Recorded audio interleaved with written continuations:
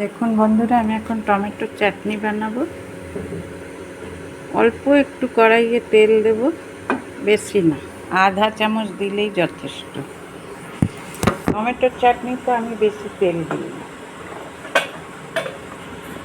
এবার এতে দিয়ে দেব একটু পাঁচফোড়ন আর শুকনো লঙ্কা। ব্যাস, এটা যেই একটু ফুটে যাবে, পাঁচফোড়ন আর শুকনো লঙ্কাটা, টমেটোগুলো দিয়ে দেব।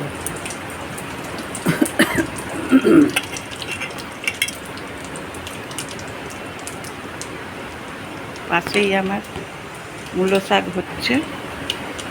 এবার টমেটোর চাটনিটাও বসিয়ে দিয়ে ঢাকা দিয়ে দেব।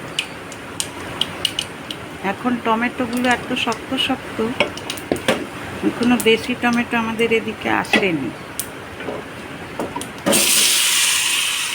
টমেটোগুলো কুচি কুচি করে কেটে রেখেছিলাম।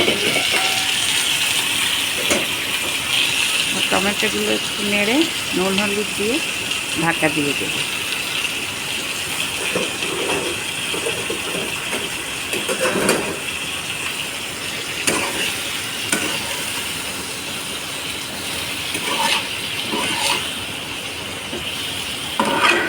টমেটোর থেকে জলটা বেরিয়ে যাবে, তারপরে খেজুর, আমসত্ব আর মিষ্টিটা দেব।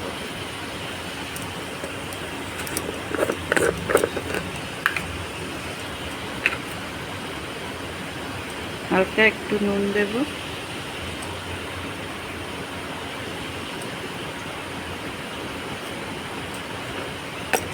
একটু হলুদ দেব।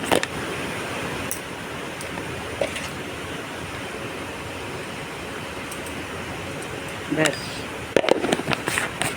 এবার আবার একটু নেড়ে দেব। নেড়ে দিয়ে ঢাকা দিয়ে দেব। এটার থেকে জলটা বেরিয়ে যাক, তারপরে ততক্ষণে আমি খেজুর আর আমসত্ত্বগুলো কেটে নিই। দেখুন বন্ধুগণ, আমার টমেটোটা একদমই সেদ্ধ হয়ে গেছে আর শুকিয়েও গেছে। এবারে চিনি দিয়ে দেব, আর ওই আমসত্ত্ব, খেজুর আর ওই আম আদা যেটা কেটে রেখেছিলাম ওইগুলো দিয়ে দেব। এতে স্বাদটা, আপনার গন্ধটাও খুব ভালো হয় আর স্বাদটাও খুব ভালো হয়। আম একটু গন্ধ ছাড়ে, একটু লেবুর রস দেবো, একটু লেবু লেবু গন্ধ ছাড়ে, খুব ভালো লাগে। দেখুন একদম শুকনো হয়ে গেছে। এবার যেই আমি চিনিটা দেবো, সেই আবার জল কাটতে শুরু করবে।